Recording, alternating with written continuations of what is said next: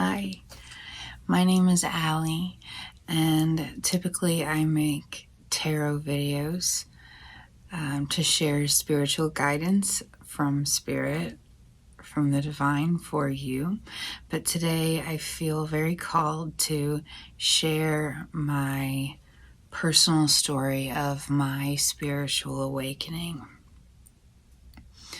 And it's a very personal story. So if you're someone who's easily triggered by certain things, I would pause the video and read the possible trigger warnings in the description box before you go any further, just because I don't want to hurt your precious heart if that's not something that you can deal with. So I feel it is important for me to share my story because so many of you are going to be moving into your own spiritual awakenings as Pluto moves into Aquarius, and we see such a shift in the times, in the timelines. My spiritual awakening began on December 1st, 2019. That is the day my second son, Beau, was born and also passed away in my arms. About 45 minutes after he passed away, I suffered a pulmonary embolism, which is when a blood clot moves through your heart and into your lung.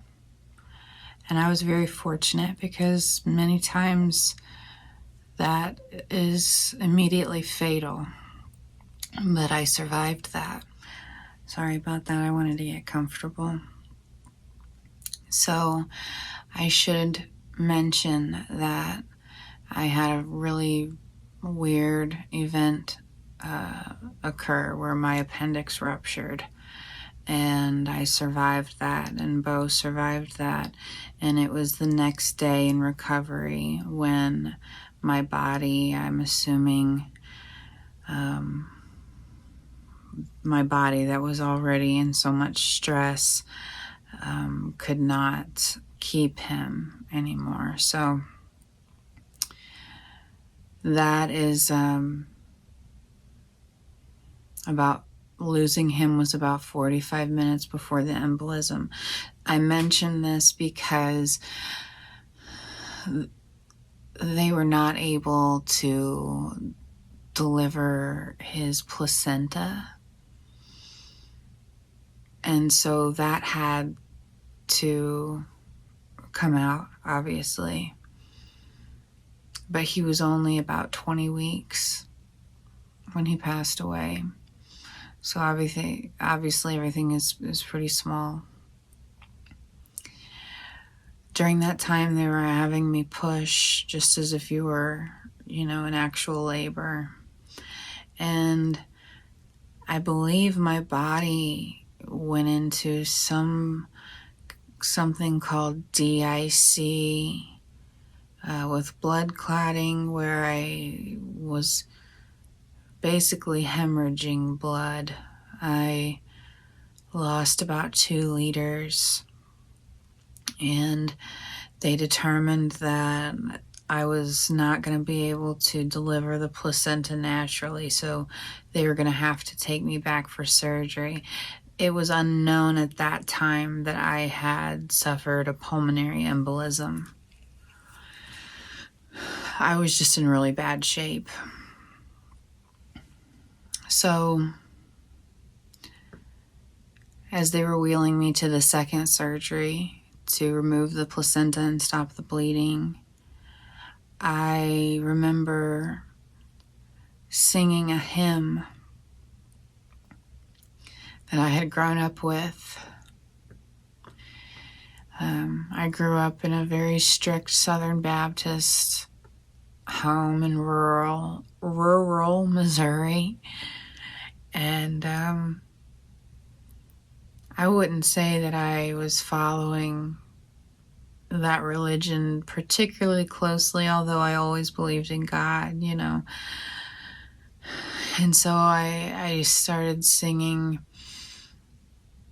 and he walks with me, you know, and he walks with me, and he talks with me, and he tells me I am his own, and the joy we share as we tarry there, no other is ever known.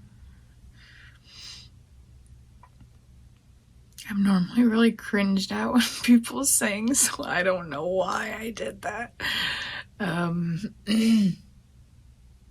I could feel my life slipping away, and I don't know how to describe that unless you're someone who's actually experienced a near-death experience, and you know what that feels like, to feel like your life is leaving your body. And I kept thinking about my oldest little boy, Theodore, and my husband, and we hadn't been married, but I don't even know if we'd been married for 2 whole years at that point.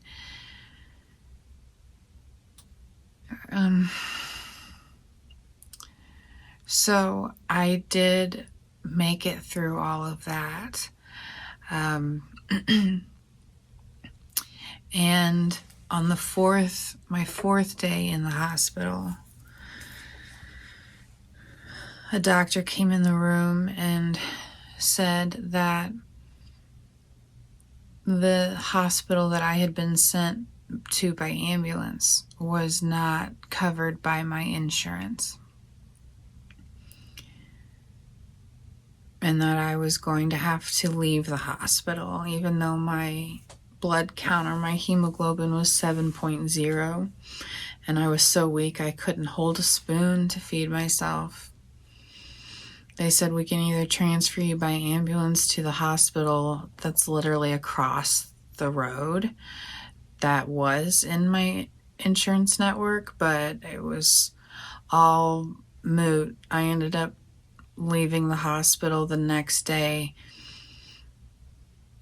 I left in a wheelchair. I spent the next 2 to 3 months physically recovering. That's how intense the trauma to my physical body was in that time. And my only real thought was that I had to get back to work. I was a hospice nurse, and I was very proud of that. I am still very proud of my work in hospice. So I wasn't really focusing on the emotional or mental aspects. I mean, of course I was grieving, but I wasn't processing or moving through that grief. I was stuck in it, and I was very fixated on getting back to work.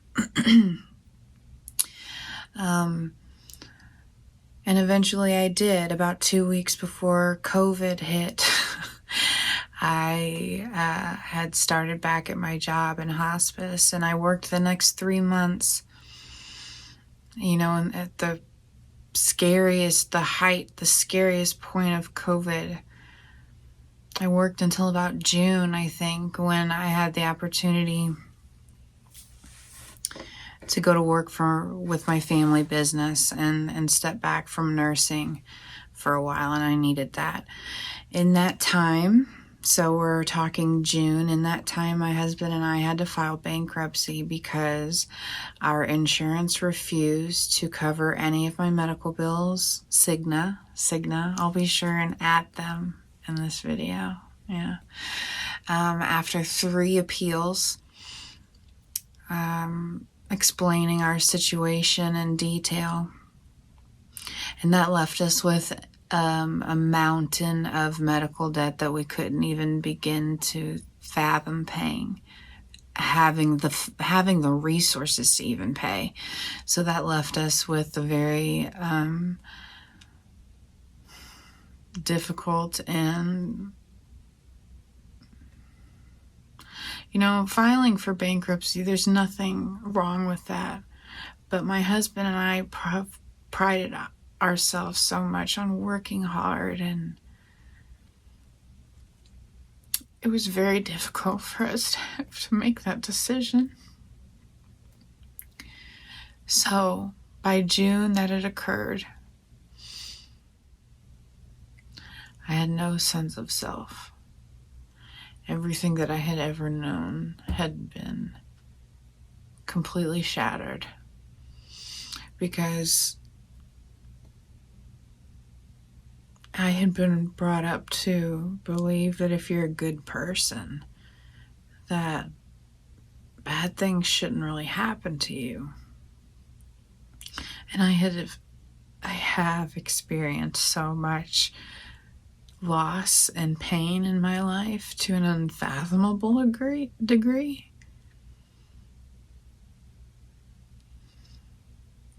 that this event where I almost died and I lost my son was more than I could bear. It was more than I could even comprehend to bear. So God didn't feel real to me anymore. Many times, and I still kind of struggle with this, I worry that I might be in purgatory, that maybe I really did die in that hospital, and that I'm losing my mind. I say this because it was maybe around August or September when I randomly opened YouTube.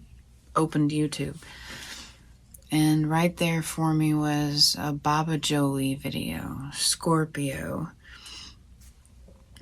And I don't know why I felt, I know why I felt drawn to it now, but at the time I had no idea. I clicked on it, and it was, she described my life. She saw my heart, in this reading. I had never felt so seen and so validated, and that was so magical and amazing in and of itself.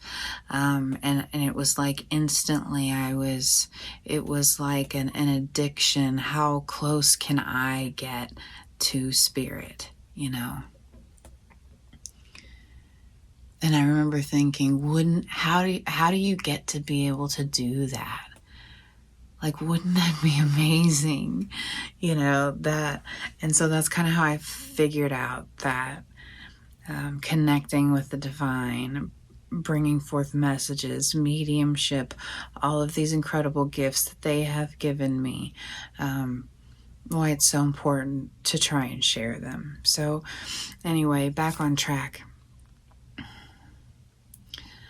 I started loving life in the most childlike way, with childlike wonder. It was almost as if the universe put these 6-year-old rosy sunglasses on me, and everything felt magical and everything felt new and shiny, and just like, like I was seeing the world with fresh eyes, and I was only following my gut, my instinct, but there was messages that I say messages, I didn't know they were messages then, but really strong, like feelings to do things, take action on things, read and things. And then the physical things in my world started happening, the signs and synchronicities, things that could not be explained away, things that only would make sense to me, literal signs from the universe, from my guides, from spirit, from, there's nothing, I cannot imagine anything more magical than connecting with the divine. But at the time, I had grown up in a very strict Southern Baptist home, and I was terrified. I did not know what any of this meant, what I was doing. I felt like I couldn't conceive how something that helped me so much could be bad or evil. But it was so ingrained in me that things like tarot and meditation and mediumship, divination were like, you know, absolute terrifying no-nos. Also, I just saw that we're at 16 minutes, so if you're still with me, I really appreciate you. There was a good chunk of time where I felt like I did voice this to my husband, that I felt like I needed to be committed, that I had never experienced anything so energetically and magically real. Things didn't make sense. The only thing that made sense was all these like signs and messages I was getting, and you know, so I felt like I might be losing it. And I think that's about the time that I looked up a YouTube video. Am I losing my mind, or is this a spiritual awakening? And I didn't even know if I knew what a spiritual awakening was. You know, it was probably another hint from spirit. And there was a TED Talk. I'll see if I can link that down below too. And it blew my mind, simply because it helped validate for me that what I was experiencing was real and true, and validated that I'm not losing my mind, that I'm not a kook, that it's nothing to be ashamed of, you know, that these things can be backed with scientific evidence, factual, you know, concrete evidence. And I feel like I'm a walking testament of that this helps you, this heals you, this path brings you peace that is beyond understanding. And isn't that what Jesus said? You know, peace beyond understanding. Jesus is a very misunderstood messenger of source, but that's a whole other video. Anyway, so I've pretty much been on this path by myself the last 3 years. Everything that I have acquired, all the knowledge or wisdom, every step along the way has been divinely guided, and has not been easy. It has not been easy to surrender to the flow of life. And my guides like to remind me that I have a really bad habit of wanting to control the way the river flows instead of just flowing with the river of life, you know.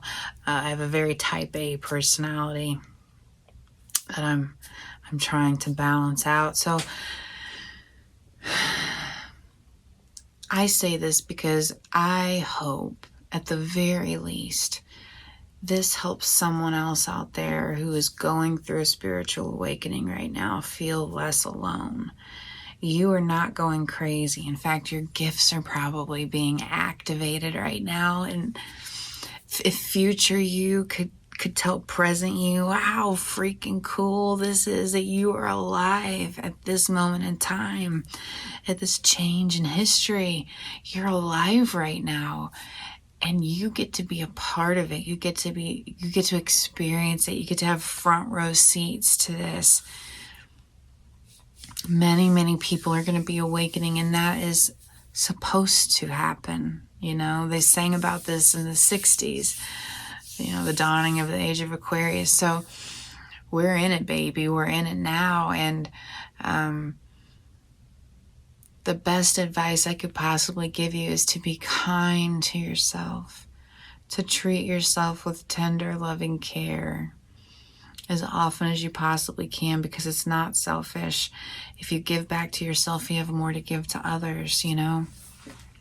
To be gentle with yourself, that the journey is the point, you know.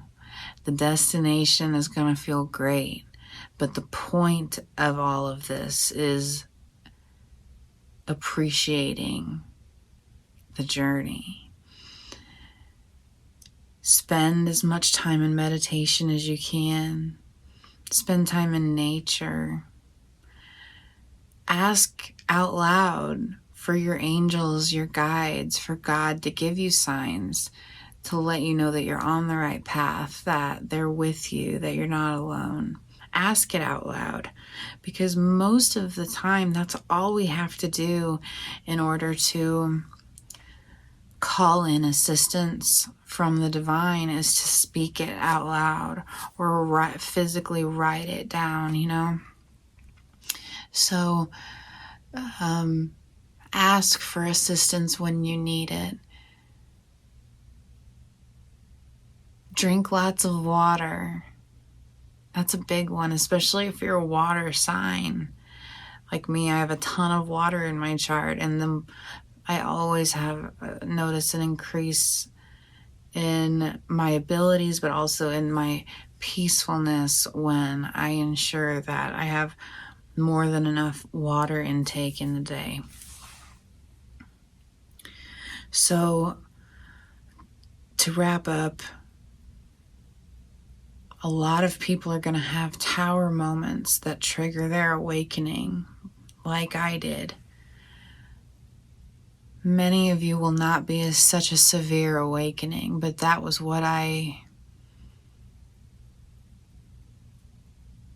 that was part of my path. And my hope for you is that you never feel alone, that you know how perfectly divine you are right now in this version of you, and every version of you that was before and every version that will come after you will always be perfect in divine, perfect timing. We are all connected. We are all one. I love you so much. And I pray peace and blessings and serenity and awareness and presence and connection for you as you move through your own journey. So please take excellent care of yourself, and I hope to see you soon. Namaste.